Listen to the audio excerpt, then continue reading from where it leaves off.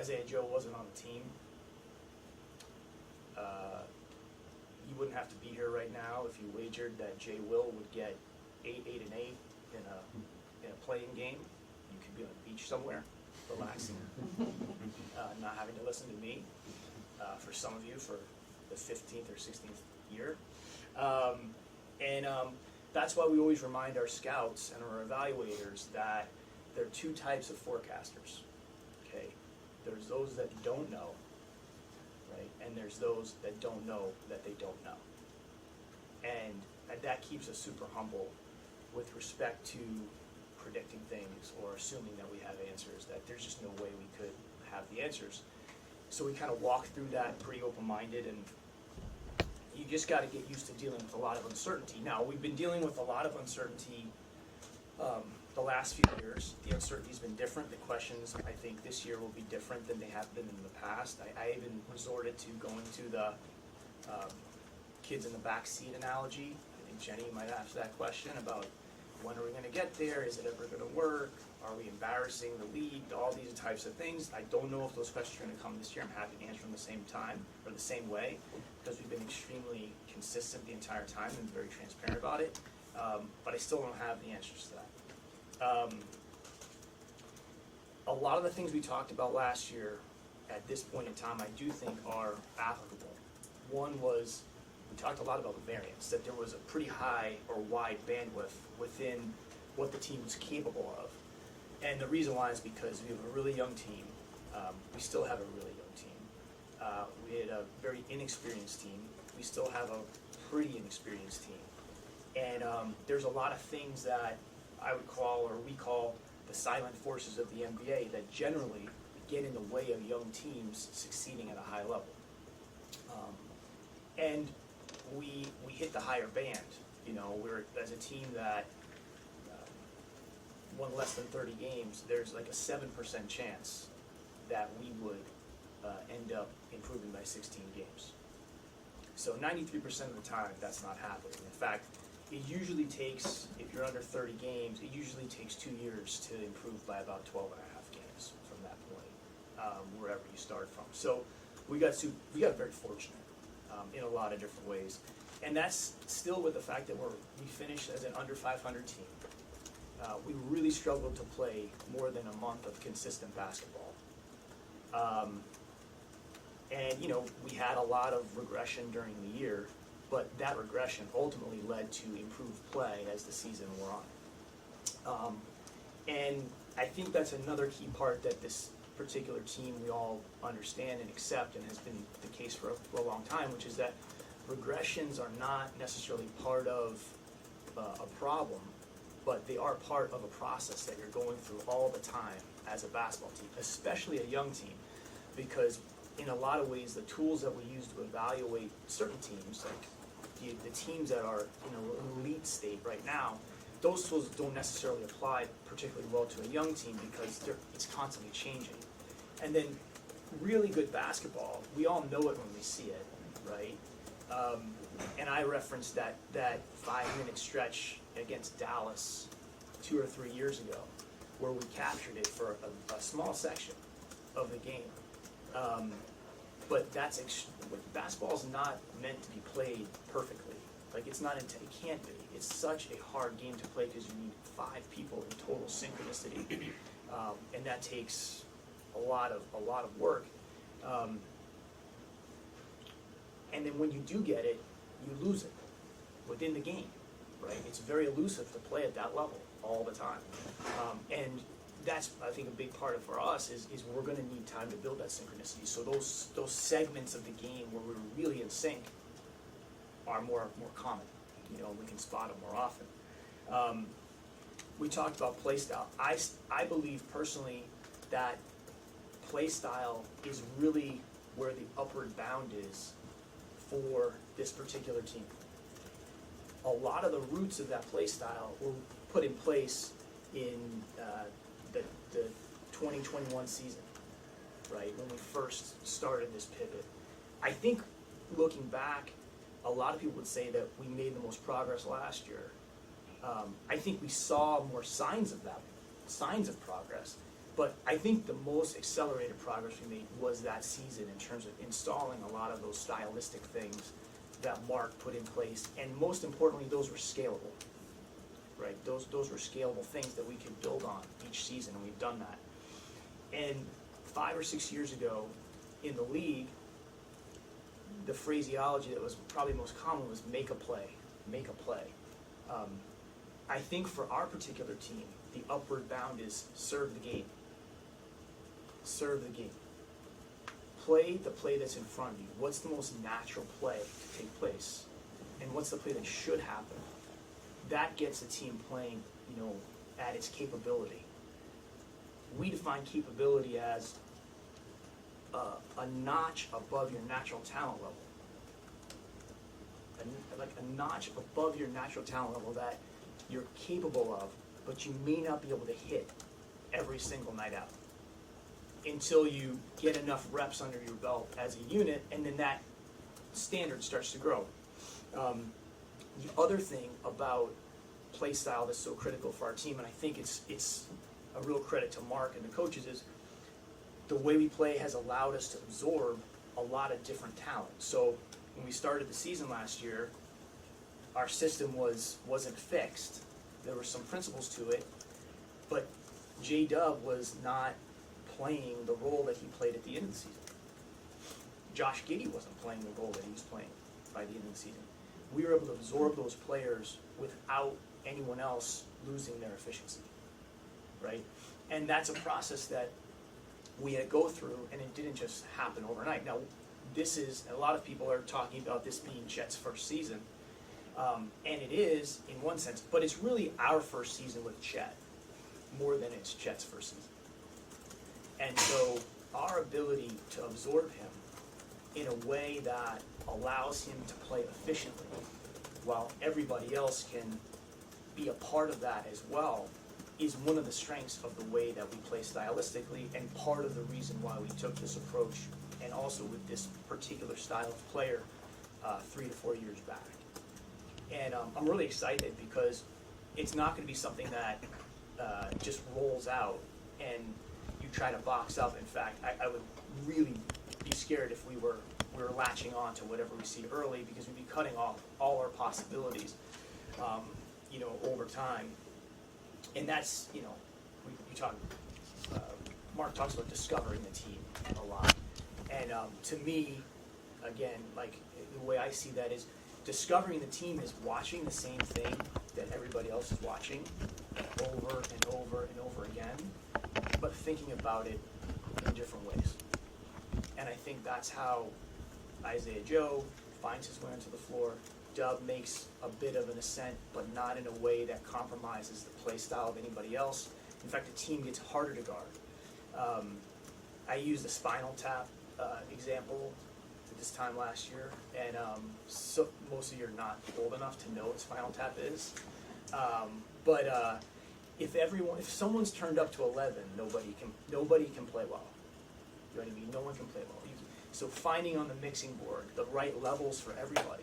Now that's also going to change over the course of time, because the team is changing all the time. When you have young players, I just came from walk past the gym coming in here, and those players look different than they did a few months ago. And that's going to be the case for 2 to 3 to 4 to 5 years. And so we have to really stay open to where the signal is, but the framework in which we're putting the players really allows them to flourish and play well as a unit. So I'm really excited about that. The other thing that talked about a lot in terms of things that get in the way of young teams, because it's not necessarily talent, right? There's a lot of extremely young, talented teams, but they have a harder time prioritizing all the different distractions and things that come into a team dynamic, in today's day and age.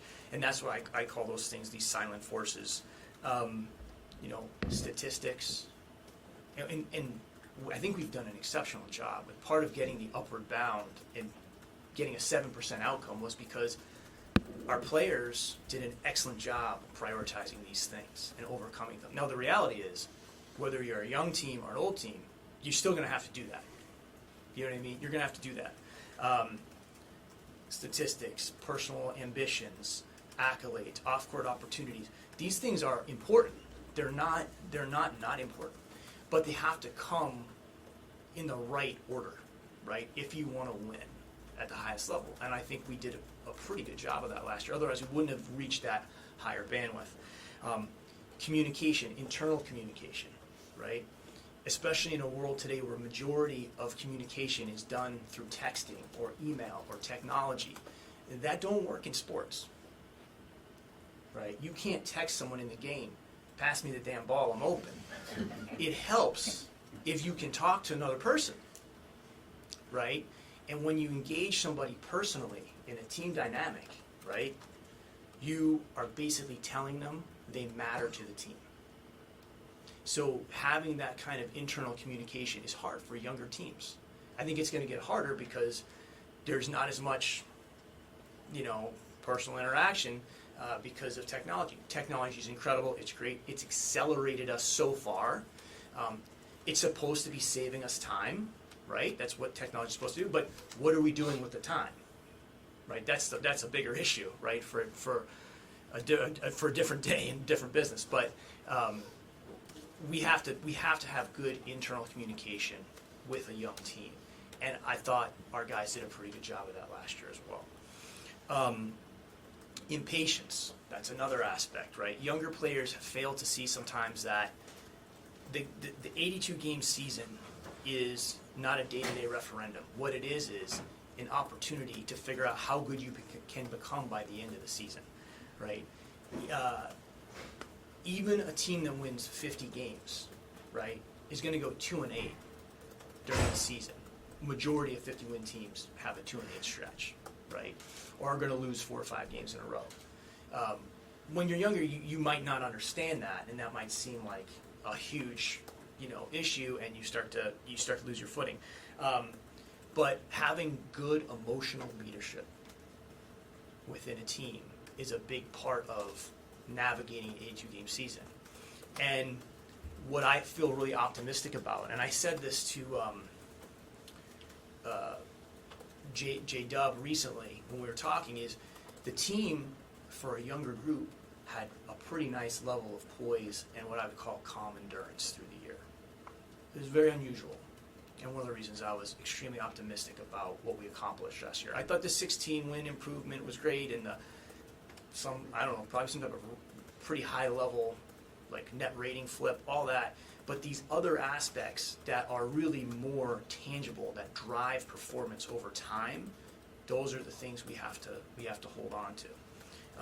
And I think we had that kind of calm endurance during the year, even when we were playing down the stretch and we weren't playing our best basketball. We stayed with our identity and who we are and how we operate. And we ended up getting what it is that we were hoping to get, which was some playing experience. But we handled our business in a way that was, I think, wise beyond our years, and that's a credit to the players. The other thing that's a silent force, I think we all know, is just all the noise that surrounds teams and sports. Social media is now the 5th major sport in North America. It's a competitive sport.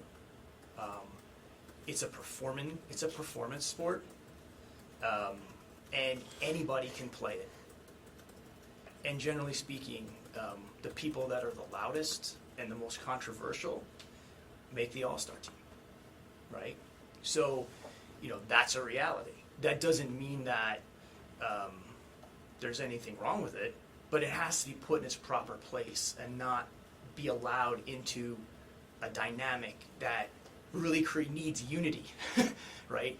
Because social media is a hyper-individualistic endeavor, and it has great value, but it also erodes your responsibility to other people because it's so focused on you, right? It's so focused, and it can be focused on you coming in.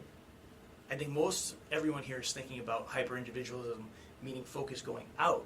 No, it can really target individuals and compromise the way they think, right, about themselves or their performance or what their incentive should be. Our players did an excellent job with that last year, and I'm really proud of, like, again, like the emotional leadership that was shown within the team is really, really special. But as a team, an organization, you have to realize that everyone has a circle, right, that is well-meaning, loves them, and wants them to do extremely well individually, right? And those people are critical and are a big part of the journey, whether it's family members, agents, sponsors, it could be anybody, right? But they're not necessarily thinking about team performance first, right? So that's a balance that's very hard for young teams to take on. I thought our guys did a really good job with that. So these are the silent forces that are there all the time. They're not just there for young teams, they're there for older teams. They're there in your lives, they're there in my life, right?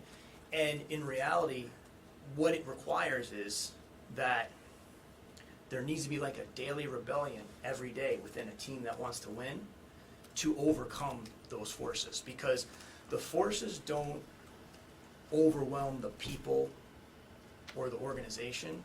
The people and the organization fail to overwhelm the forces, because you have to go toward them and recognize they're there and take them apart so that you can ultimately get what everybody says they want to get, which is to win and win consistently. And the problem with that is you never graduate from it. But older, more experienced teams that I've been around in San Antonio and here, they compartmentalize that a little bit differently. They've seen that movie before. I thought our guys were well ahead of the game on that. But we have to start over and build that mentality and that endurance up again. The other thing that, and I talked about this with Shea recently, is the rate of learning that we had last year. We talked about this beginning of the year. Because we're so young and we're so inexperienced in a lot of ways, our rate of learning has to outpace that age and inexperience. Things that could take 2 to 3 months for a lot of teams to absorb and learn from in terms of regression or adversity, our guys were getting in 2 to 3 weeks. And that was a big reason why we had a 7%, we hit that 7% high-end bandwidth. Now, if one of these different things, right, wasn't hitting on all cylinders, we could have been, on the negative side of that bandwidth very quickly. But we happen to do a good job of that. And the learning happens out of order, right? It doesn't happen in succession, right? It's not you finish chapter 1, you get to chapter 2. It's very random when it comes at you. You play well for a little bit and then you play poorly. You don't know why. Why do we suck right now? Like, that could be a lot of different things. The guys don't learn in sequence. It's not a class, and that's when, like, we talk about the discovery part, because we're never going to fix all these issues. We have to stay open, and we have to look at all the different options so we can figure out where the highest bound, where the upper bound is.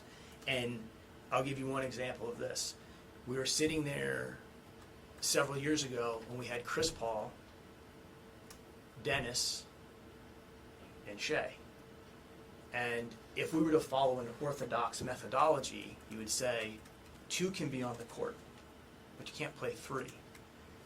Who do you think probably gets the short end of the stick? The young guy. The young guy gets the short end of the stick. Okay. And think about where we would be if we compromise that pathway. And I said, you have to wait, because we don't think we can play 3 point guards at the same time, because no one else has done that. Well, you have to throw it out there. Now it could blow up in your face. Mark changes the lineup at halftime a third of the time. It doesn't work every time, right? But the ability to expand your comfort zone, to try these things, is what gives you opportunity to find different opportunities within the team. And I thought we did a good job with that in the past, and we'll have to continue to do that. And I know there's different points in time when people would say, well, why are you doing that? No one else does it, or they see that as a sign of not trying. But in reality, like, we, we won, for people that just see it in very simplistic terms, we won 16 more games. So are we not trying, or are we actually trying to find things and do things a little bit differently, accepting some risk along the way, because that's natural, and some of it's really going to blow up in our face, and that's fine, because the one or two things we find, like maybe Shea getting a bunch of minutes in that dynamic, playing off the ball, honing some scoring skills, we're bearing the fruit of that. It gave us more confidence to say, hey, here's the ball. We haven't seen you play full-time point guard before, but let's give that a go. And, we gave him a full maximum contract after he played 100 games, right? And we didn't have a ton of team success with that, but we saw enough because we had explored those outer bounds a little bit. So just kind of to wrap things up, as I always say, what we're after is sustained high performance over a long period of time. And we're going to accept the fluctuations and the randomness that comes with looking at something in a wider spectrum. That there's going to be part of that. We're still, the improvements that we made last season, like I said, it usually takes teams 2 years to, if you're under 30 wins, to average 12 and a half more wins. So we did it in one season. So we're stealing from the future somewhere, right? We got very fortunate. Things went very well for us. There's a lot of reasons why, like randomness and also a lot of our own hard work, but there'll be some regression in that. And like I said before, the regression just shines a light on the things that we need to address and work on, and that's part of the process, not necessarily part of an issue. But we also know the psyche of the era that we play in and that we compete in. We know people will lose their mind. We know that people will hurry quickly to parse data and put up video clips from, the 57th game of the season, taking really strong positions that the future of the franchise is in peril because someone's having a bad 8-game stretch. I think we saw that at the beginning of the season last year when Josh had a slow start. But that's part of the regression that is part of the process. We have to be able to see that. For us, we can't be emotional or impulsive, because if we do that, all the progress that we've made and all the investment that we've made will get multiplied by 0. And this is not a thing where, when you get to the bottom, you go to the top of the slide, right? This is a thing where if you become impatient, irrational, or give into those defaults, right, you can end up either stuck on the mountain or at the very bottom of the mountain again, right? So we have to be really delicate with that. Understanding that part of being a fan is being passionate about it, we have to look at it a little bit differently. I will say we're going to be a better team by the end of the season. I said that last year. I feel confident saying that again. The team, as it gains more experience together, and we've added, I think, more talent to the team as well, but the synchronicity and the time together and the experience shared, I think we'll become a better team. Now, will that amount in a symbolic achievement that people generally associate with being better? I can't speak to that. I don't know. I couldn't have told you that last year. I'm not gonna make a prediction that what's gonna happen. I'm confident we'll be a better team, and I think that's gonna happen for a while. We could look worse in some areas because we're going back and we're not fitting Chet into the team that finished the season last year, because the team that finished the season last year, it's over. That season's over. We couldn't do that. There was a lot of adaptation and modifications that took place through the year to even get to that point. We have to kind of start from baseline again and try to learn the team and then try to shepherd it through the season so that we can get the best performance out of the group that it's capable of right now. Like I said, capability is a notch above the natural ability. And we're really looking forward to that. But it's going to be a long process as we go through it. What I say to our fans is, enjoy the ride. Enjoy the ride. We have a great group of young guys, and they work hard. really hard. Now, I can't speak to every single guy because I'm not with them all the time, but there's not many times I walked into this building that Trey Mann hasn't been in this building. Okay, Jeremiah Robinson-Earl has been in this building. Okay, these guys are wearing this place out, and that's, I always worry about highlighting anyone because we got guys all over the world, right, that are busting their tail.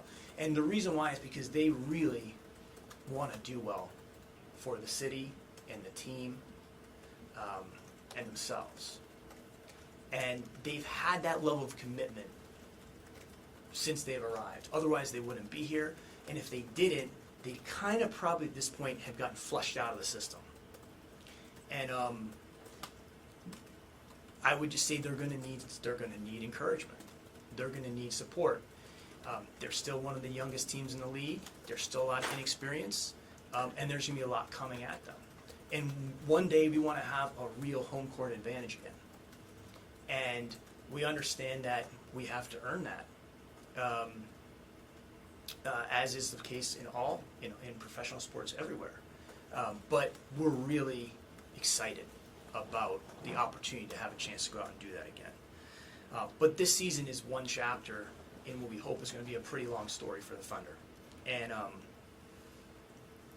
in the spirit of the 15 years, if you look at it, since 1976, when the ABA and the NBA merged, there hasn't been a more successful first 15 years of an expanded team or a relocated team. And that's more than half the league. And there's some pretty damn good organizations in that group. But it didn't have to go that way. One thing here or there, someone doesn't develop, someone gets hurt, chemistry on a team isn't right. It's like it's like adjusting the steering on like a Formula One car. Like one little thing and can throw the whole thing off because it's so fragile. And so the first 15 years went exceptionally well. But it wasn't written in stone. We weren't entitled to it, right? A lot of good fortune had to happen. And as they say, you can't step in the same stream twice. We stepped in a good stream. We got lucky. Even the toughest parts of that were pretty good. And I think as time goes on, you can appreciate, I know we do, how fortunate we've been in so many ways, especially with the type of players and people that we've had. But you cannot be wise with another man's experience. We had to go through that to learn what it is that we've learned about trying to build the best basketball team in Oklahoma City with a set of values that people here would appreciate and would resonate with them. And so the next 15 years, the second mountain, is what we're focused on now. With the experience that is our own, that we're not mimicking anyone else, we're not imitating anyone else. We're applying those first 15 years and trying to see if we can do better. Trying to see if we can do it again, where we put ourselves in position where we're playing extremely meaningful games when it gets warm out.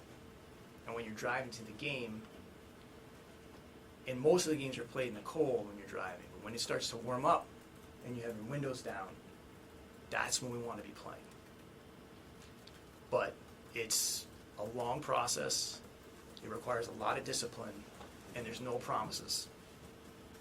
So that's why we're approaching it the way we have for the first 15 years. But we're really excited for it. So I appreciate you letting me express my thoughts to the fans, to all the people that really care about this team and this organization, have supported it for a long time. And I just think back to when that logo dropped, and I don't think there was more than one potential artery to where we are today. And we dodged the raindrops to get here, and now we gotta we'd have bust our tail to do it again. Hey Sam, you talked about hitting the higher band of what last year could be and missing some of those silent killers, if you will. Yep. Was there a point along the way when you remember thinking you might have a collection of guys in that core that's carried through, that maybe this could be a team last year that reached that, and maybe there's some signs sort of pointing forward about the importance of that? One of the things, Jenny, that I would say, and this is you probably hear me say this a lot, but I really believe it. I think those signs were there in the first year when we were really scuffling. So a lot, to me, like a lot of your brick and mortar and the things you reflect on, those things are earned in the valley. You know what I mean? Those things are earned in the valley. I'll give you an example. We were having, like, by kind of our traditional standards, you know, for the first 15 years, we had the best of all these teams I mentioned since the merger. Like, you know, we had been accustomed to a pretty high level of play. I'm not saying we're, you know, the best in the league, but we were struggling, right? And we knew we would struggle because we were pivoting the team, we were repositioning, replenishing, and ultimately rebuilding the team. And we were taking on a lot of losses. But there was a quote from Ty Jerome where he basically said, hey, the outside, we understand the results aren't there, but we're improving. Inside the building, like, the spirits are high. And this was 70 games into the year or something like that. I don't know if that's the exact period of time. But once the team and the organization, I shouldn't say it, once the players and the coaches were really not allowing outcomes to affect the environment, that's pretty rare. And I think Mark deserves a lot of credit for that, because there's a lot of opportunities to reach for short-term, you know, choices, which are really just shallow, you know, shallow victories. You know what I'm saying? With really no lasting impact. But they help you feel better in the moment. I think the guys started to understand that the work would be rewarded and that we have a lot of control over the environment. And that's, I think that was important. And I think that kind of attitude is like kind of been pervasive and passed through to a lot of the newer players. So Shea and Lou clearly have been here for quite a while, and I think they have a belief, you know, in themselves and what in the ways of working. They've really aligned with that. I'm really happy with that. I wanted to ask you if I could. This is only your second time, really. You built a young team before, and you built it up to what it was, much more experienced teams. How much does the first experience dealing with young players, going through that process, how much does it apply now, and how much has it maybe changed just because there are some different societal things? There's a lot of different facets to that question. First, like I said, you have to know the era in which you're competing. I said that earlier. I think that's really important. There's nothing harder than, like, mental time travel, you know? Trying to, like, predict, or worse, trying to go back in time and say, like, oh, we should have just done it the way we're doing it now. Like, that just doesn't work. I've used examples before. It's like, well, it's the reason why the Minutemen didn't call in the Air Force. Like, they didn't have that. Like, would have been handy. But it doesn't work that way, right? That era was a certain era. I think it was also it was just a different time. So everything's different at this juncture. I also think a lot of the things that we were doing at that point in time, while you're competing, get adopted, right? And vice versa, and all the other teams too. People are adopting those strategies or styles or whatever it might be. So you and that's why I'm a big believer. Like, you have to cut your own grass. Like, you can't imitate others. Every situation's totally different. You can't be wise with another man's experience or knowledge. We have to go through that. I do think that does help us because I think what you see is just the different stages that the team can go through and all the struggles that it can experience. But being a young team now is different than there's a different set of silent forces. I think a lot of them are the same. One thing, and then there's like a personal side of that. For me, I hope I'm better. You know what I mean? I hope I'm better. Like, I want to be better tomorrow than I was today. I want to be better next year. I'm extremely reflective on myself and my own development. And if I'm not that way, I can't expect anybody else to be like that. I was 30, 31, and following my instincts. You know what I'm saying? A lot of the way. And if you have good instincts, you get experiences. And then hopefully if you gather enough experiences, you can turn that into some wisdom, And I do think, I don't want to apply that necessarily to me, but organizationally, like I said, if you look at some of the teams, and we're from the 76 merger, it's the Heat, the Jazz, the Grizzlies, some really great franchises, right? And the second 15 years for those franchises were exceptional. But it didn't happen necessarily happen like super quick in the first 15 years. I have to think there's some type of mileage that you gain, as an organization through that you learn, and everyone gets kicked around a little bit. I think we've got kicked around. Do you know what I mean? Hopefully we've learned from some of those things. One of the things I think you hope to learn from is, like, it's real hard to win, and when you do, you need to appreciate it. Or when you have a great player or great players, really appreciate them. We've had guys come and they go, and then there's like somebody else that we've just been very gifted that way. So I think watching Shea's emergence is an incredible thing, and we're so excited about that. We're not taking that for granted. I don't think we took it for granted in the beginning either. I do think it's different because we're in a different time and place, and the psychology of pro sports, psychology of society is different, and you have to adapt with that. And I think we've done that. Do you know what I mean? Along with everybody else. I don't think we were the only people. There's a lot to talk about. Let's go to Cliff. Go ahead, please. You mentioned Shea's emergence, and I want to talk to you. Last year, you accomplished a lot as an individual, first team All-NBA, All-Star, all of that. But this summer, he led his team to a bronze medal at the World Cup. Game after game, he was the man. Everybody knew he was the man, and he won, and his team won. Can you, talk about, can he bring that experience to you guys? Is that important? What is that step? Yeah, I mean, playing in different. See, I think one thing that we believe in is diversity of experience, right?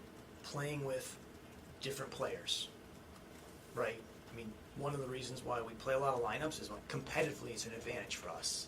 I think a lot of people think it's simply like developmentally geared, but that's not necessarily the case. Competitively, it's an advantage for us, not just within the game, but also players don't get to play with the same four players all the time. So especially when you get to the postseason or you're playing really meaningful games, you need to have experience playing with different people in different environments. It can't just be like, well, I can play well as long as it's 75 degrees outside, the sun is shining, and the wind is slowly blowing in. That's not being a pro athlete. And let me give you one example of this, Cliff. Because that's where greatness comes from, right? There's a very famous piano concert by Keith Jarrett, who's a famous jazz piano player. And there's a story, maybe one of his greatest, most seminal concerts was in Cologne. They call it the Cologne Concert. He shows up, first of all, he's playing all over Europe. The concert is supposed to start at 11:30 at night, okay, because they were booked after some other thing. He plays a specific piano, and he's like a virtuoso. They order the wrong piano. He doesn't get to fly to Cologne from wherever he's coming from. He has to drive. He shows up late.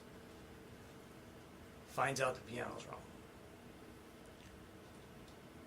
Like most artists, and maybe some players, they can sometimes have a lot of expectations on these types of things.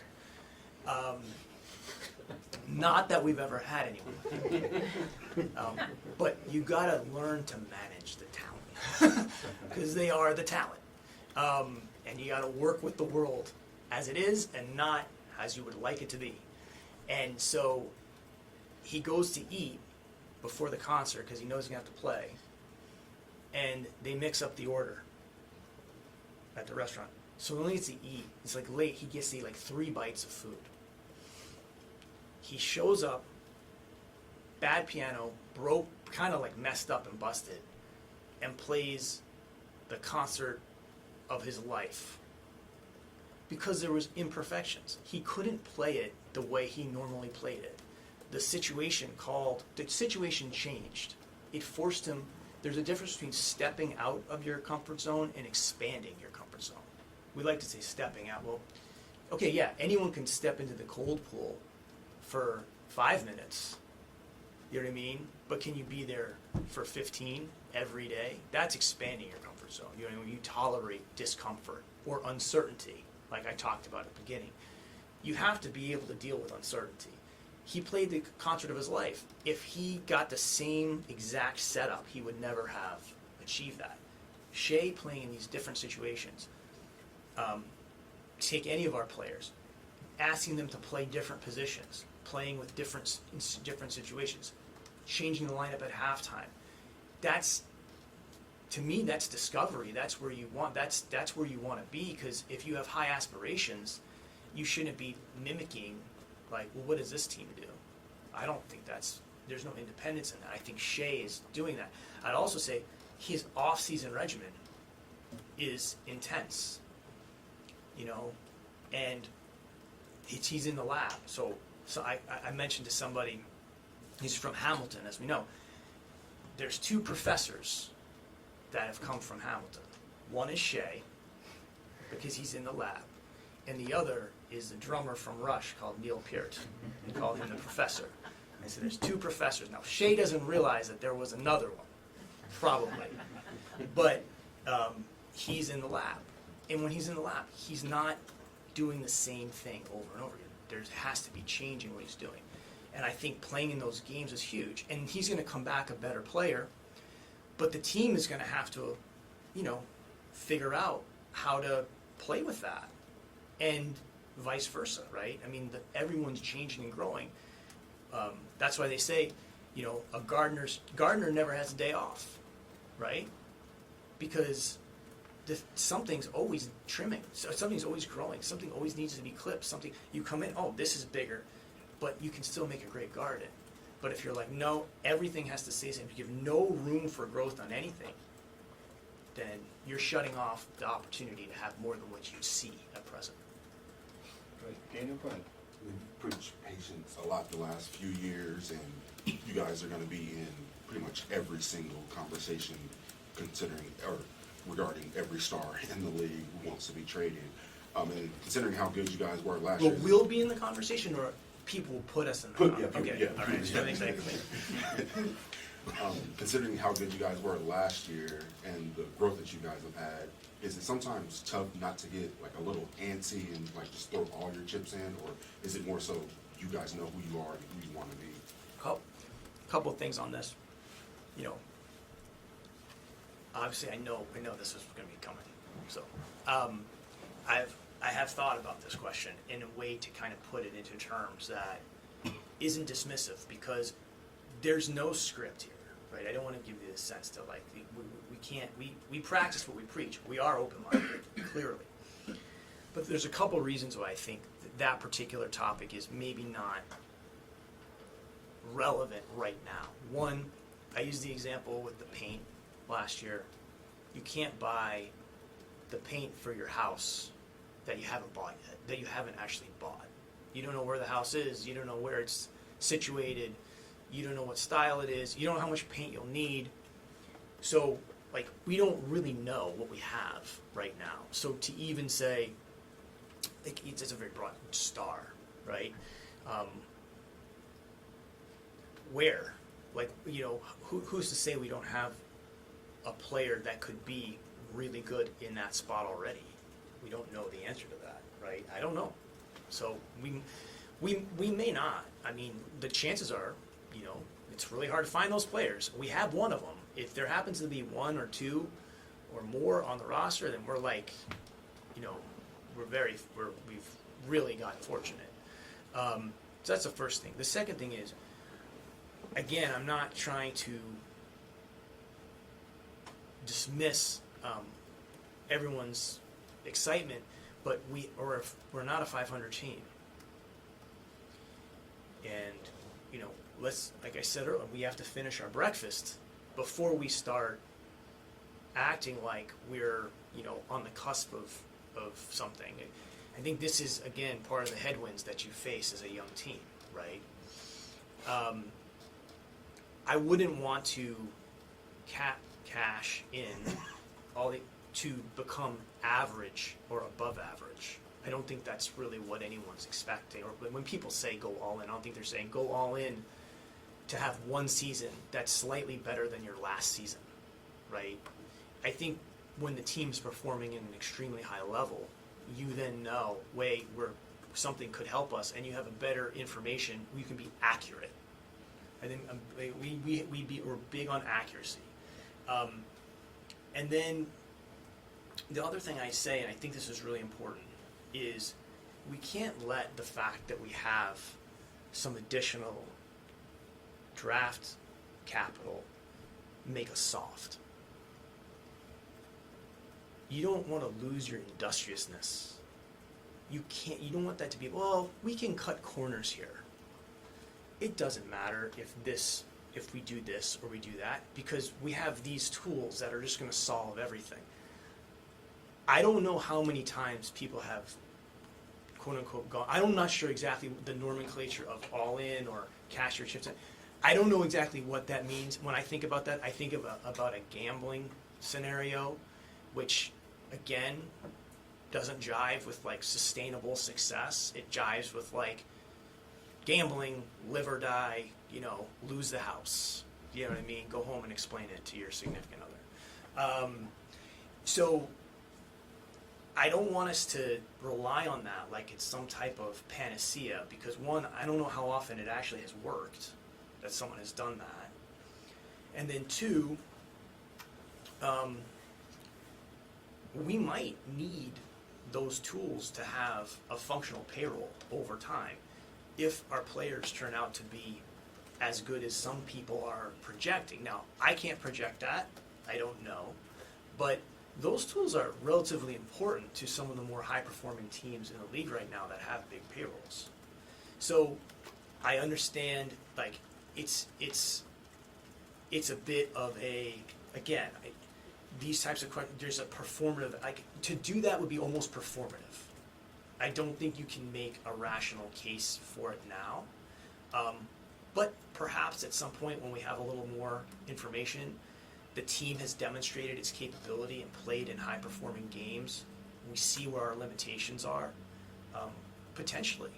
But I don't know that there's a lot of good rational thinking behind that other than impulse and following content creation that is just part of the world we live in. Sam, is there a plan for Chet to restrict minutes or games played, or is it just let him go and see what happens? Well, I think the big thing with that is we have to kind of, like, you don't want to predetermine any, in my opinion. I don't think it's good to predetermine. We have to see how he responds. You know what I mean? And then we can play from there. I would say that about just about every player. He's obviously a little more unique because he's coming off a year of an injury, and he hasn't played in this type of this level game ever, let alone coming off something like that. I mean, he's hit all the marks so far, but we'll have to be just very observant, and we're going to have to improvise a little bit on that, you know. But as we know, I mean, we put it in, obviously someone may ask me about the resting policy or the player availability policy.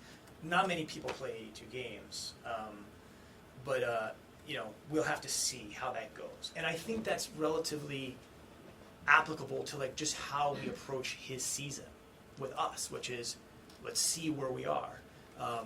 Let's learn about this or that. Let's not make a predictive like this is the way it's going to be. I think we shut ourselves off from learning so many different things about him, and he's such a unique player. So we'll have to be very observant. Obviously, we'll be careful. But one thing about him is like he's going to go hard when he's playing. I mean, his mindset is as unique as his game. What do you think about the new resting policy? Player availability policy. Here are my thoughts on that. I think number one, I applaud the NBA for being very transparent about the fact that this is a business issue. We have a business issue, and they haven't hidden that. We obviously have, TV deals that are in the future, and we have an issue where our, as a league, at times our best players are not playing in some high-profile games. I think it shows it's more of a statement by the players, the league, and the teams that we acknowledge that this is an issue. This is an issue. It's in the spirit of competing. It's gone a little further than I think it was initially intended to go, and it's having an effect that isn't good for our game or our business. And I like the statement that everyone's agreeing with that, and I think it's important that the fans recognize that. We're acknowledging that issue. I do think one of the issues we need to be mindful of is I don't think this is an injury prevention strategy alone. I think that we like to say that people are resting because they're trying to prevent injury. Sports science doesn't necessarily support this. I don't think we have enough information. I think just trying to discredit sports science or physical therapy, I don't know that that's the answer either, because we also don't have enough information to say that if you played more, you wouldn't get hurt, right? So I think injury is a very random thing. I think a lot of the resting is more based on trying to increase performance of the team later in the season, because the schedule is different for every team, right? And depending on the level of your team, some teams are managing their roster like a pitching staff gets managed through the 162 games. The correlation between teams that rest players and play deep in the playoffs, I would imagine, is a lot stronger than teams that rest and experience injuries. So I think the performance aspect is something we still have. Now, that's part of the reason that you're seeing this with high-profile teams.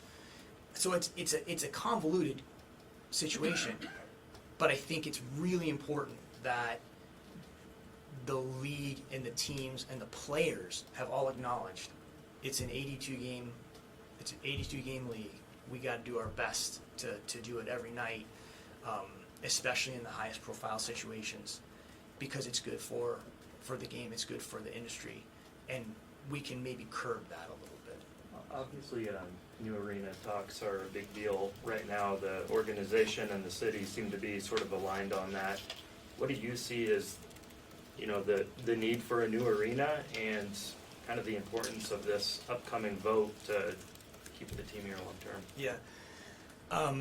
Again, like one thing that first of all, I'm biased, right? I mean, I can't hide that. So I don't even know that my opinion is like that valid in this case. I would say this. There's like a political component. It's a political issue. I'm not a politician. I don't want to say anything that could be misinterpreted because I'm out of my depth on that kind of stuff, and I'm happy to admit it. Like Warren Buffett says, we have a circle of competence. You know what I mean? This is very far outside my circle of competence. Other than to say that I think the history of the city and the team working together is a very unique one.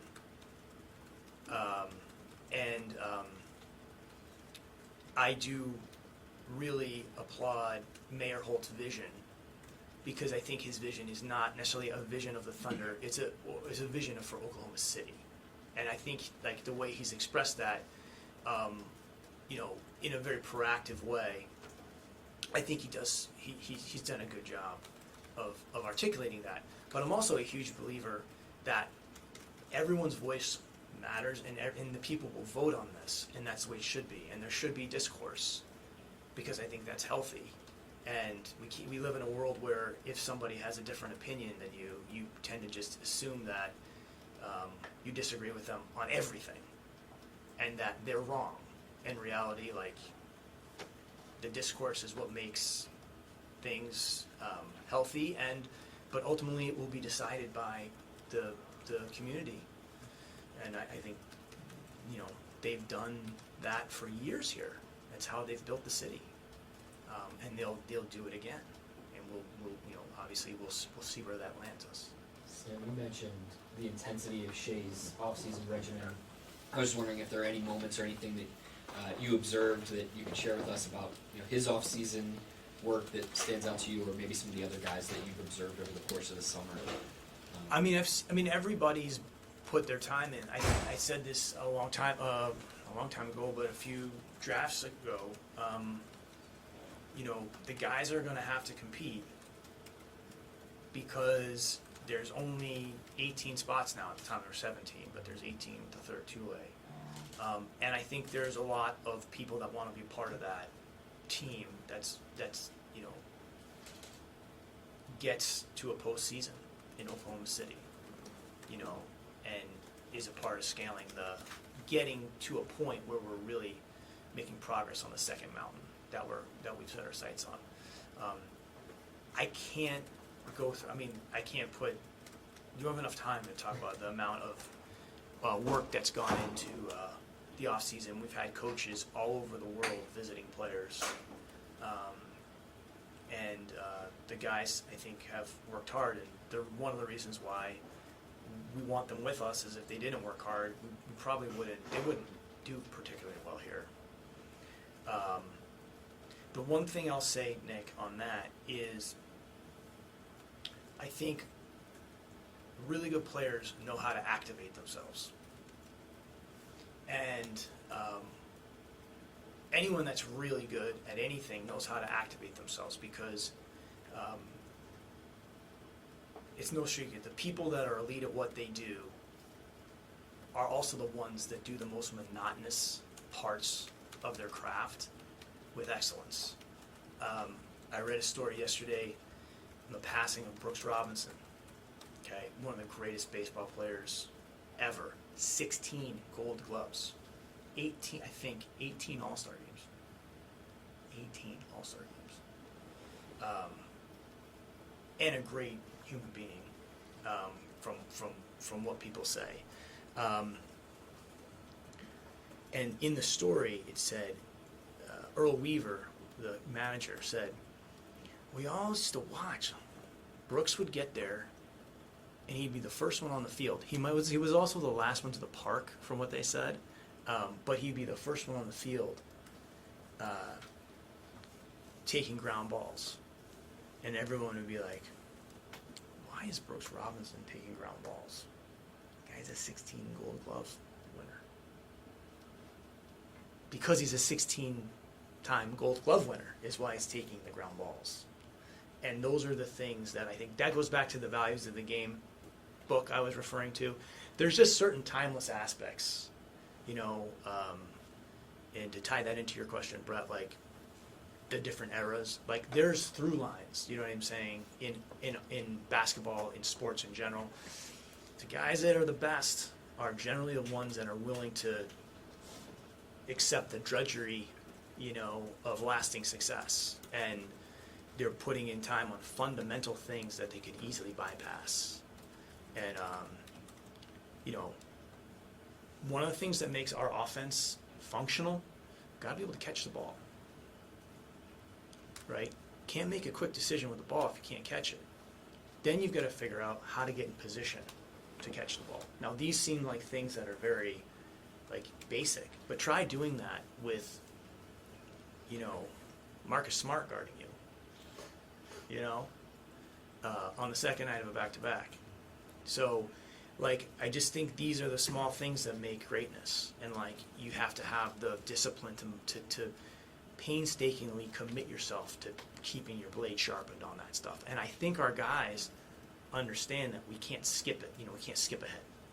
We have to do those things. Sam, as you guys talked with Vasily Micic this summer, why was now the right time to bring him aboard, or how did it come together? And if you could just kind of speak on his game in general. Yeah, so, you don't get to, I think this is one thing about, personnel decisions in the NBA. You don't get to choose, you know what I'm saying, when things happen, right? So, in another point in time, you know what I mean, in a hypothetical situation, said, we really like to have this type of player to complement the team. We don't just get to go pick that player off the other team, because if you really want them, the other team really wants them too, and they have value. And just because you have a specific want at a given time, and you might know there's a player that fits, the other people have to participate. In his case, he had a contract overseas. He had goals, I think, personal goals and team goals to try to achieve overseas. We always had pretty good communication. And there was one year where there was no out in the contract. And I just think it kind of lined up and made sense, but there's just all these different factors. I always say, there's everything's kind of always moving, nothing stands still. And to get a trade done or a signing done, so many things have to fall into place. And in this case, a lot of things kind of just fell into place, and it made sense, and as far as his game goes, I think everybody knows, it's the NBA is very, very favorable to skilled players that know how to play, that are really good with the ball and can anticipate, how to serve the game. And he has a lot of that. Now, how will that translate? I can't give you that answer. I certainly know that we're not going to see him play in the first 10, 20 games and go, we have our answer. It's going to be something that he has to learn. We have to learn him. There's no fixed, mindset on what exactly he can do or can't do. It's also, relative to who he's on the floor with too. You can have elite skills in some area, but you're never going to have complementary skills to your elite skills. That comes from other people, right? And so teams are really good when they're very complementary. It's not just like an assembly of talent. At some level, it has to find its sea level together, and we'll see if he has some good combinations with us. You guys, let's go to Paris first. So I'm curious about a book that you mentioned a couple of times now, Values of the Game, Yeah. that you read back in college. Just what were some of the things that resonated with you when you first read it back then that still apply to you today, or you still carry with you? A lot of stuff we're talking about. It's just I was talking to a group of people recently, and it was the topic was a leadership thing, and I was start with your childhood, because the leader you are, the person you are, it's all about how you grew up. Those first 10 to 12 years, you get pretty hardwired, in not just the best experiences, but even the toughest of circumstances. So, I think in the way that book starts is very, very poignant with that, because you got to read the first paragraph. it speaks to just the purity of the game, you know, and just those things don't really leave. I don't think. I'll give you two quick personal stories. What they do in soccer, they do added time. Added time. Bingo. But I have two personal stories that I think are good for this. So, one, you know, when I think about like the purity of the game, like one of the greatest childhood memories of sports, and why I think it's so great that we have a team in Oklahoma City, because these types of things can come to life for young people, is like when Ray Bork gave his jersey to Phil Esposito. He wore 7. Ray Bork was the captain of the Bruins, and Esposito was having his number retired, and he wore 7. So during the ceremony, Ray Bork skates over, takes off his 7 jersey, and he has 77, changed his number for the guy. To me, that's a big part, like that resonates with the values of the game. Respecting tradition, understanding your place in things, the selflessness. That's the best of sports to me. You know, him doing that. And this is the captain of the Bruins. He could have waited, but he gave up something that was special to him because he knew that he was really holding the number for this other guy. I think that was pretty remarkable. And it was happening when it was being retired. It's fine if he's wearing it. You know what I mean? They handed it out. That's fine. The other one is a personal story about never underestimating anybody. I had to learn that the hard way. I was a good Division III player.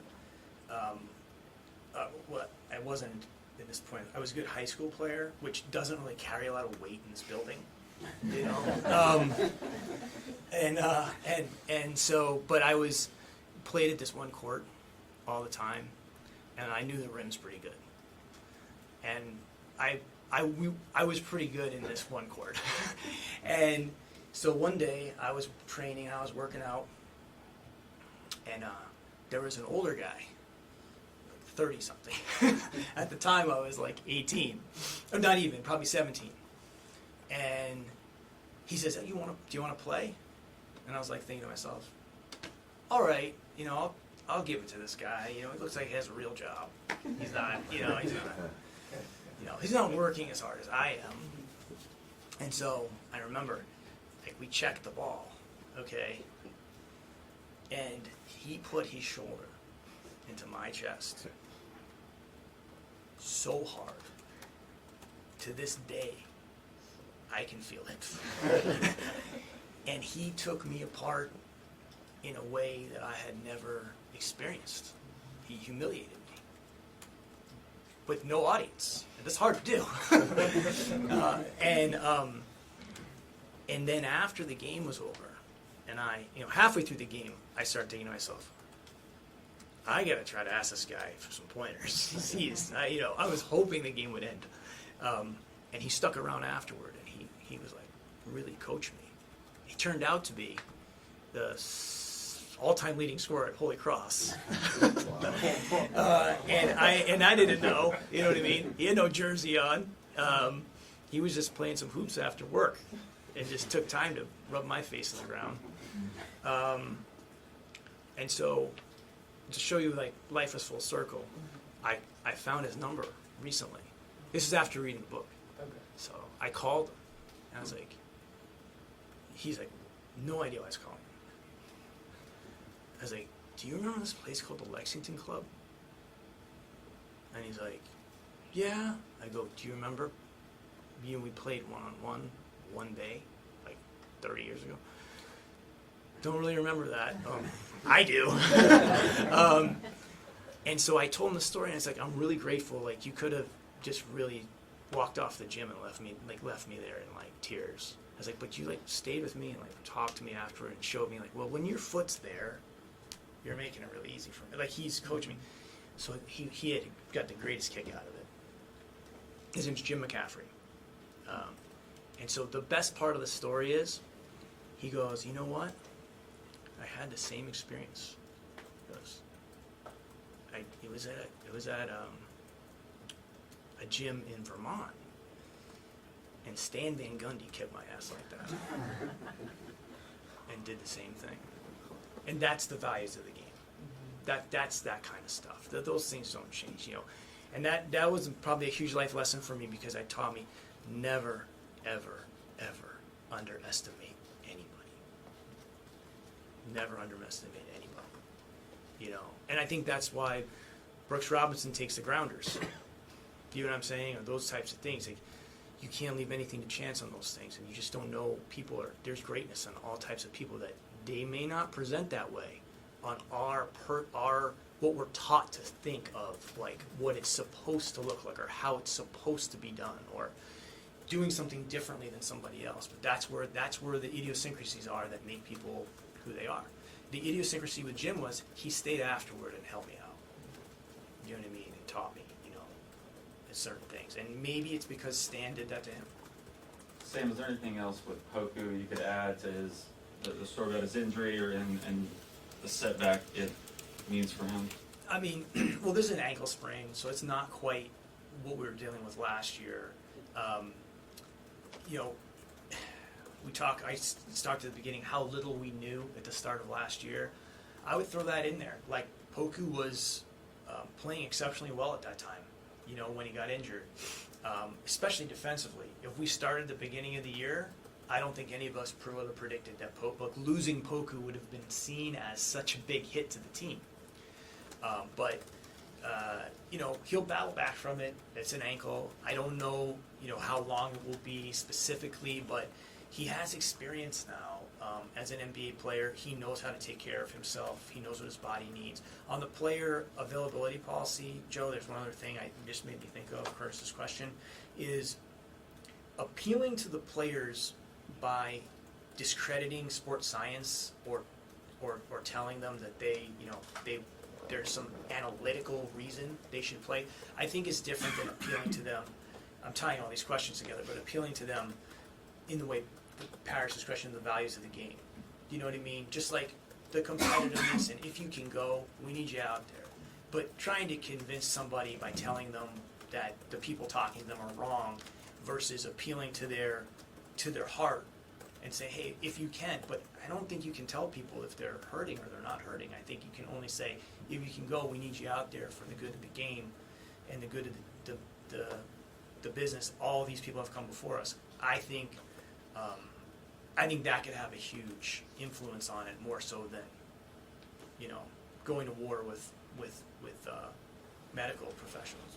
You guys say more an extension this summer, and I'm not asking about the details of that contract, but can you just talk about the confidence level you guys have in him, that he can lead you back to where you guys want to be? Yeah, I mean, we've said this from the start.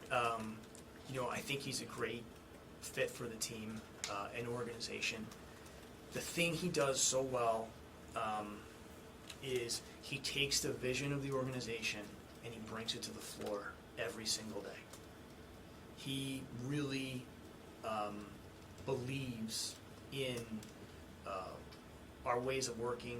He's a big believer in you know, having a discovery mindset, a beginner's mindset. He's willing to try new things.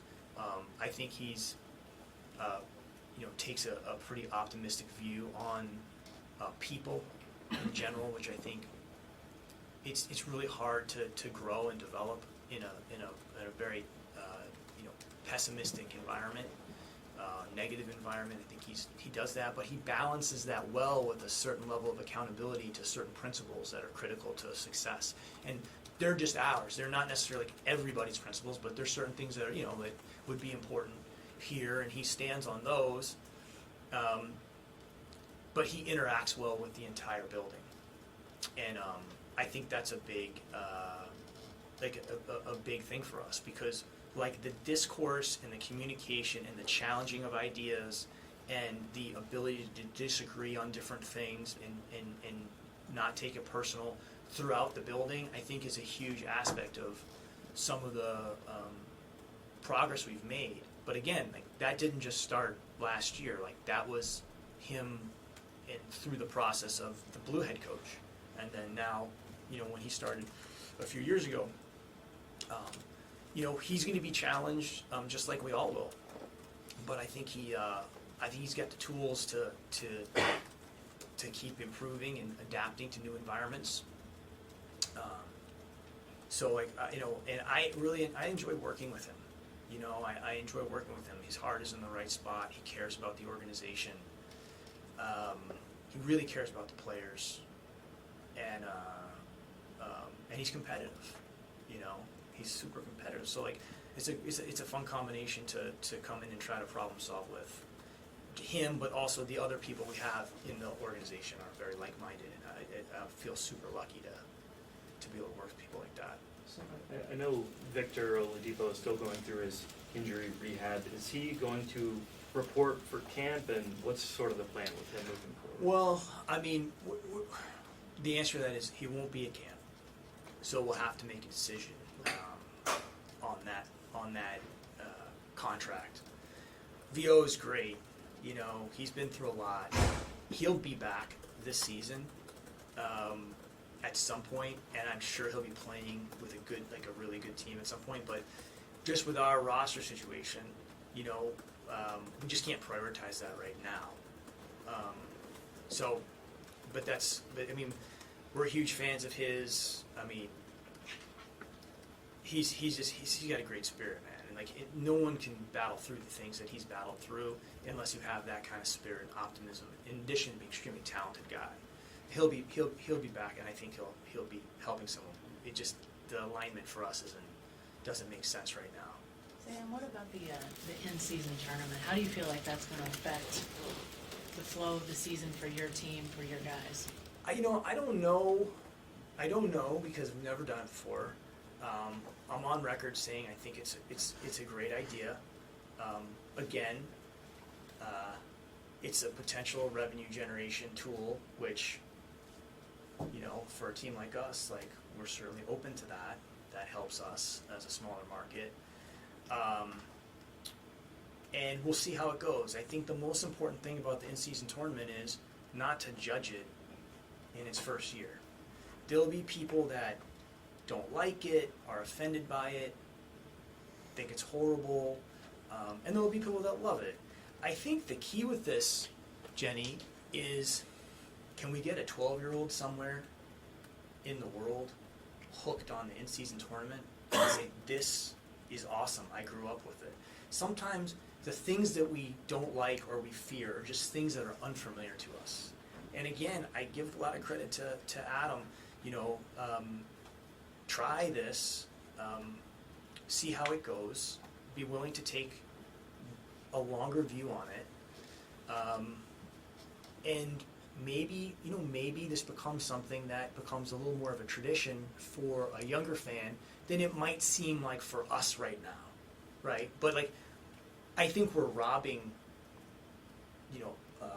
future generations of fans if we don't give it a try, see if it does stick and it's popular in other leagues, and we can certainly always be learning. So we'll put our best foot forward in that, and I'd expect everyone to do that. It might compromise the schedule a little bit on the backside because these games can't be back to back. I do think it highlights that what we know is that the schedule really does affect performance. I mean, just it's a reality, and there's no way you can solve it. It's just like, you can't solve geography, teams in LA or Miami or wherever, that's going to be that way. You can't solve that. They're going to have certain advantages, and you can't ask the league to fix that. That's unrealistic, right? You have to adapt. But I think it will be, as long as we take a long view on it and we don't get too sensitive to whatever criticism might come, or if it doesn't go exactly the way we want, we have to live through that, and it maybe will become normal and normalized for younger people. Sam, every year we kind of study the past champion. What do you think that can be learned from the Denver Nuggets last year? We always do this. I was asked about the Hawks one year, and because they went to the Eastern Conference Final. I mean, that's the beauty of the NBA. It's just there's always this churn of, and if we have true parity, which we might, Like that's people always think about parity in one way though, Rylan. They think about it as like the upside of parity. Oh, well, anyone can win. Well, if anyone can win, it also means that you can also lose and be on the bottom very quickly as fast as you can be at the top. Parity isn't always, it's a thin line there. Denver specifically, have a lot of respect for them. It took 4 years for, I think, the Jokic team to make it to the postseason. They've traditionally had, same coach. The team around Murray and Jokic has changed a little bit, but a lot of the same guys. But they've responded to a lot of adversities. To me, when I think about that from my seat, to me you can see a lot of those things. Like those are easy to see. The thing that I think is a little harder to see is what I see there is the result of commitment. A commitment from those Murray and Jokic are committed to winning with the Nuggets. The organization is committed to those guys, and they have just kept at it.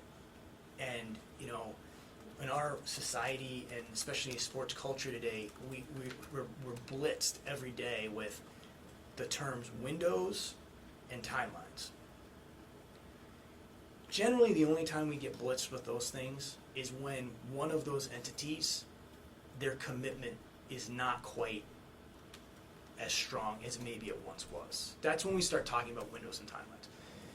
The commitment from those guys to the team and from the team to those guys in terms of their compensation and relationships, and they're all in on winning together. And therefore, I think it's allowed the team to really just focus on improving, battling back from adversities, integrating new players. You know what I'm saying? And those guys really being invested in that, knowing that part of the run for them has been, there's been some changes, but that I have to think that the commitment to, like, the mutual commitment to, like, we're solving this as a group, that to me is really special. And it's rare. It doesn't happen all the time. That's not to speak ill of anybody else. I just think that they've prolonged that commitment through a lot of adversity where sometimes that can start to fade in today's world. I think, I don't want to speak for them, but I'm sure they know that it gets harder. But I think they've just always been, like, that group has been together and they've been all in on, like, how do we work on it? It has never been a weaponization of anything there. Sam, do you think the potential revenue for a new arena could be a financial benefit for ownership to help keep this core together? I mean, it's similar to what Jenny said with respect to the in-season tournament. I mean, yeah, for our team, I don't mean to do like the Kevin Bacon 6 years of separation here, but like with Brett's question, with Brett's question about the first era, second era, like, we know a lot more about our market. I think everybody in the organization, that's a part of the organization, is probably has a better view on things in terms of what the market can do, how the revenues can help us. That taking a long view on investing in a team like that, I think that's healthy. Hopefully, we have players that like warrant that type of commitment. I don't want to get ahead of ourselves with that, but that is one of the reasons why we have to be relatively disciplined, or had been relatively disciplined in the last off seasons, because we don't know who we're going to have to pay. And I'm glad we did that last time, and we had a hard enough time the first go around. I don't know that we'll ever have a team with that kind of firepower, but there was a huge legion of pressure for us to sign Ben Gordon or David Lee to a max, which would have made it. We had a hard enough time as it was. That wasn't just financial, but that's a great illustration of those forces, though. But yeah, I think knowing that potential revenue could be coming. You also have potential expansion new TV contract potentially, in-season tournament. For a team like us, how we're positioned, like those things are very, very positive for our ability to retain our best players. And with respect to the new CBA, now I can talk about it because before I don't think it had been ratified when I was up here.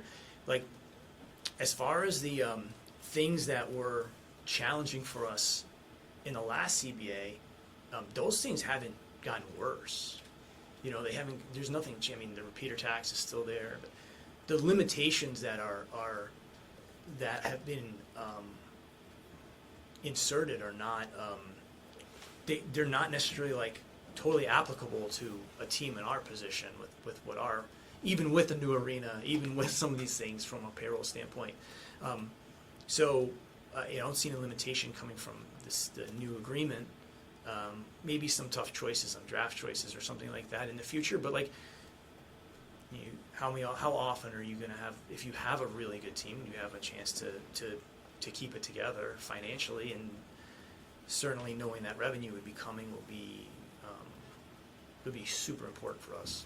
Sam, JJ Redick talked about Jalen Williams potentially being an all-star this upcoming season. And I know that's pretty much based on his potential on the court, but he's extremely mature for a second-year player.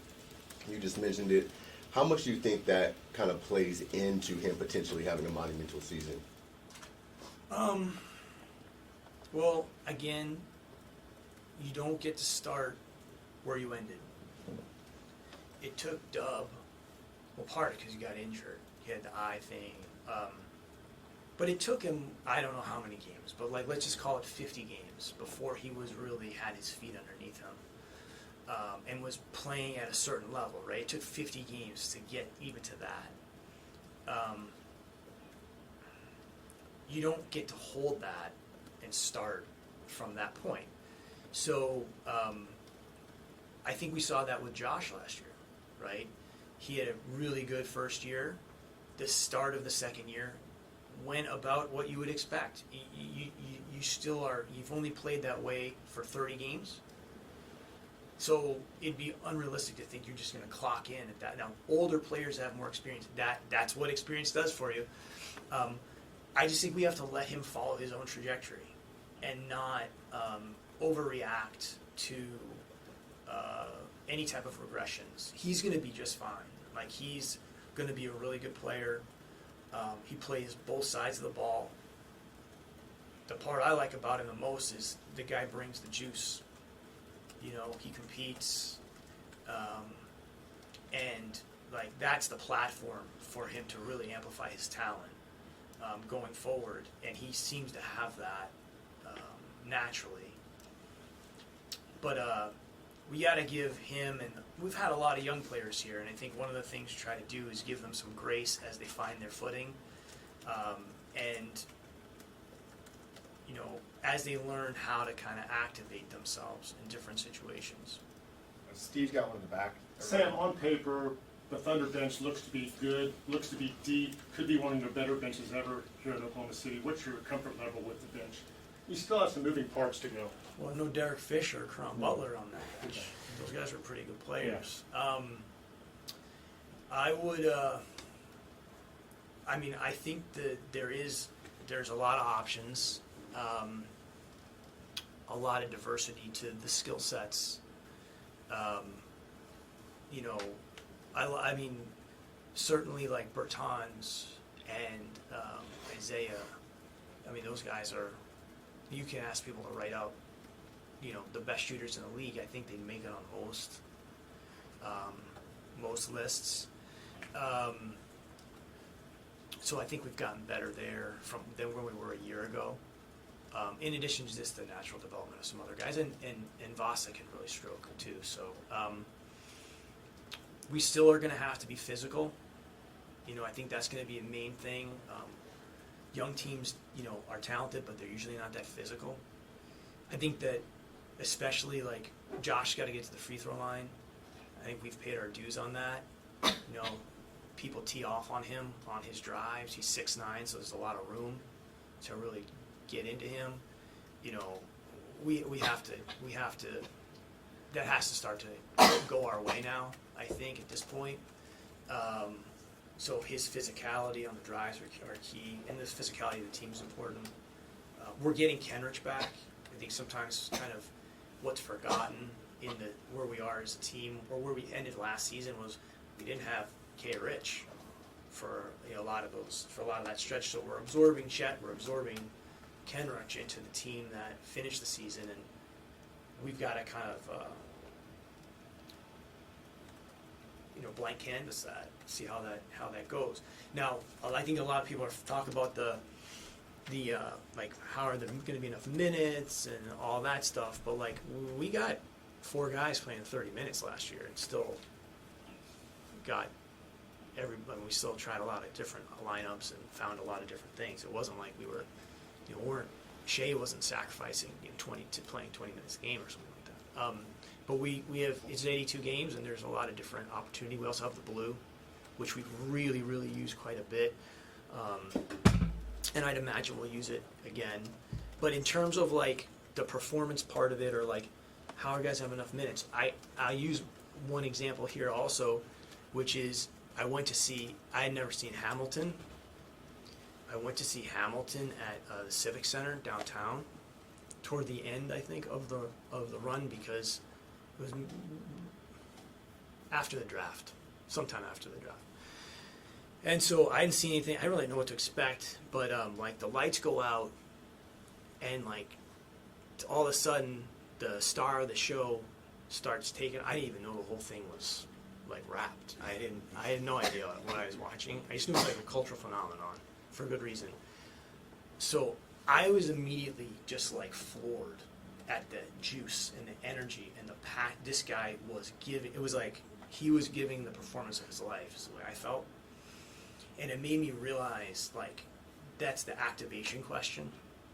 The ability to perform what you're capable of, not necessarily what your natural talent is. Like, that's to me he was reaching that. I thought it was incredible. It made me realize, like, performance is key. Like, how do you get yourself to perform? And then I found out later on that he was the understudy, right? So he didn't get a lot of reps, he didn't get a lot of minutes, but within that moment, with pressure and expectation, and a lot of other people relying on him, he was captivating. Not everybody can be is going to get to take the stage every night. When you do, as a role player or a bench player or whatever, like, it's good to have some of that expectation and pressure. It's hard to play that way, but that's okay, because we said early, there was a lot of questions, when we started to retool the team about, are the guys going to get beat down? Are they going to, and I said, you can't bubble wrap everybody. You can't put people in bubble wrap. We also can't, we have to be encouraging, but we have to have expectations that if we're putting you in the game, like, we believe you can play. You have to perform. You know what I mean? You have to bring it. You have to. That's good pressure to have on a young player, in my opinion. And it doesn't have to go perfect every night. But then later in the year, later in the summer, I was in Portland for something, and I saw. Now, totally dating myself, but I saw Living Color was playing. Okay, and if those of you old enough to know what Living Color is, and I used to love Vernon Reed's, the guitar player. He was a total innovator. I mean, just incredible, virtuoso. And I was like, I want to go see Will Calhoun, Corey Glover, Vernon Reed, and Doug Wimbish play. Because when I was younger and playing music, these guys were the deal. This was a small club in Portland, and Vernon Reed is now 67. And he played that club like it was Wembley Stadium opening for the Rolling Stones. And it was just, to see that technique and that performance, irrespective of the audience, to me that's the Brooks Robinson ground ball example. The guy, that's performance. And like that's what great athletes are after, and that's what our job is as an organization, is to walk with those guys, bench player, two-way player, star player, to explore their potential. You draft people, you help develop professionals, and you explore their potential together. You draft people, you help develop professionals, and you explore the potential together. And that's to be honest with you, I think that's for our organization the thing that gets us up every day. You know, it doesn't matter who. And those bench guys are going to have their opportunities, and we're going to walk with them to try to figure out how to help them perform at their best. Guys, we're gonna do probably one or two more, unless there's something we really gotta get to, okay?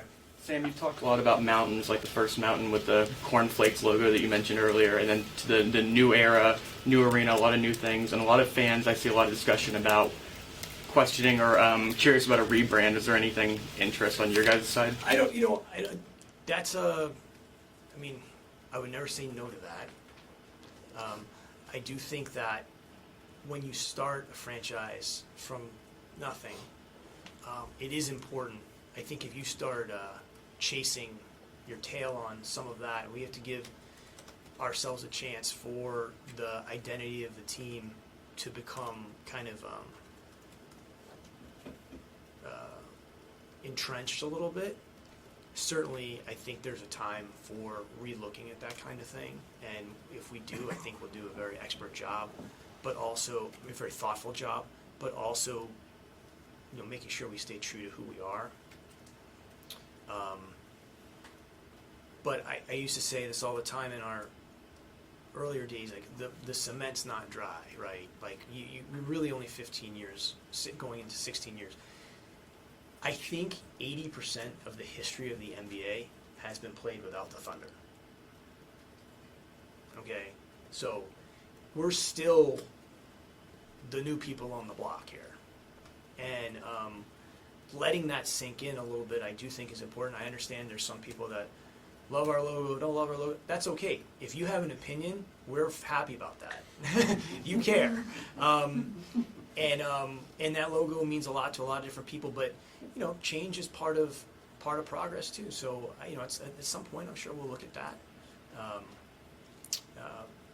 But we've also, I think we've also evolved as well, and this will be just another way we do that at some point. Anyone else? Sam, you're talking about Corey Glover and Hamilton. Have you ever, in the last 15 years, have you seen a performance, have you watched a concert, have you done anything and not equated it some way to what you do every day, not equated it to basketball? No, if I couldn't do that, I don't think I'd still be doing this, truthfully. I think to me, it's not as interesting to pull in information from your competitors or from even your own industry. Like I'd rather have us have a real independent point. Not to say that we're ignoring that, but I think there's so much to be learned from successful things outside of sports. I also think that if you really think about sports, specifically basketball, it's such an artistic sport because it's such a free-flowing thing, and that's why less patterns, more rhythm. It's such an improvisational game, and it's changed that way. You know what I'm saying? It requires so much mental agility, similar, and you have to really be, whatever, it's like listening in music. You're really listening to the other musicians and helping them play well. That's to me the same thing as what we're doing, and serving the game is the same way. Is everybody? I mean, I'm going way back to Machine now, but before Corey Glover and Vernon Reid and Will Calhoun, but Back to the Future. Does everyone remember the first Back to the Future? Do you remember when he took the stage? I used this example of a player recently, and they looked at me like, Back to the Future? I was like, Michael J. Fox. I was like, oh man, this is really bad. I'm so old. But to serve the music is to play what was required for the music, right? When he starts doing that guitar solo from outer space, and the rest of the band stops, because he stopped before he was serving the music and everyone could recognize the song. His chops are great, but it don't fit the song. And everyone, it stopped the whole band. It's I think that's serving the game too. Like, you might have some great individual tools that you've worked on all summer, but if it's not happening within the framework and other people can't play well with you, you're definitely not trying to win, right? And so that's serving the game. I think it's the reason why Charlie Watts was the perfect drummer for the Rolling Stones. Most technical drummer of all time? No.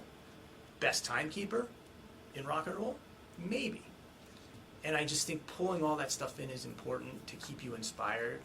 Well, for me personally, it keeps me inspired to keep thinking about things and challenging the people I work with. And it just keeps it fresh and interesting, you know. I couldn't just resort it to me personally, and most people wouldn't probably want to hear this, but, you know, if it just comes down to a lucky roll or a lucky bounce, and that's the definition of success because the ball happens to go in or out, or someone hits 11 threes on you in a game, you know what I mean? Like, okay, but life's a little more nuanced than that. So like, let's have a little more interests and a little more creativity and a little less fixed, you know, mindset. Barry, you had one Yes, more? Sam. Chet, it's a bummer that he didn't get to play. It's a bummer that your development with him and your knowledge of him is set back a year. But did anything the injury did to help him? Are there ways that he is better or further advanced because he wasn't able to play last season? And what are those things? Well, he has a touch of gray now because he's 1 year in. And I think the ability to see the season unfold, watch the guys go through kind of what that's like, terminology-wise, understanding some of those just like natural things schematically. Now, a lot of that will evolve and change, quite frankly, but he knows the principles, right? But he would have gotten that anyway. I think. If he had played, he'd have gotten that stuff. Anything unique to that? Anything he got by sitting out. Well, he's definitely stronger because you just there's you know, in-season training and then there's off-season performance training. He was able to be in an off-season performance training like regimen. We got to learn a lot about him as a worker in a setting where, and this isn't something that could have happened. You learn so much about somebody when they're put in that situation. I mean, that's a pretty tough situation, right? You got to come in every day. Everyone else is getting ready to play that night. You're still on a scooter, you know, and you have to, your Super Bowl that day is moving your ankle up and down. That's your Super Bowl. That takes tremendous, rigorous mindset. I remember we won a game one night. It was like an exciting game, down the stretch type win. I can't remember where we were. I was on the road at a college game, you know, and I may have mentioned this, but I was just thinking to myself, what's Chet thinking right now? Because the whole world, like, everyone was so excited. He's like on the peripheral of that. So just calling him and like explaining to him, you're going to be part of that. That's coming. You cannot skip any steps on this rehab. You have to throw all your energy into the rehab, like, and you're going to be in that mix. Like, you're not going to be a bystander in this stuff. And it's hard, you know, when you have street clothes on, and your work that day was done at 11 with this very laborious rehab, the drudgery, you know, but his mindset is for real. So that's to me, I think it's really validated the mindset. And I don't know if we would have seen him put in a precarious position like that. Now, he's going to be tested all year because, you know, guy that challenges shots like this, he's going to get dunked on. Like, there's going to be some rust. You know, we have to work with it until like we get it right. What position? I know that's their big question. Like, we don't know the answer to that. But he doesn't play he's not going to play one spot the whole game. He's going to play everywhere, right? He's going to play with different players. Like, we'll find different matchups. He might play one position on one end, and he might play another position on the other. I don't know. You know what I mean? So but the mindset's for real. And I think that much we learned, because he was put in such an immersive situation. I mean, very challenging. Most people, I don't think, would have been able to bring the best of themselves every day to something so monotonous. That's a pretty telling sign, in my opinion.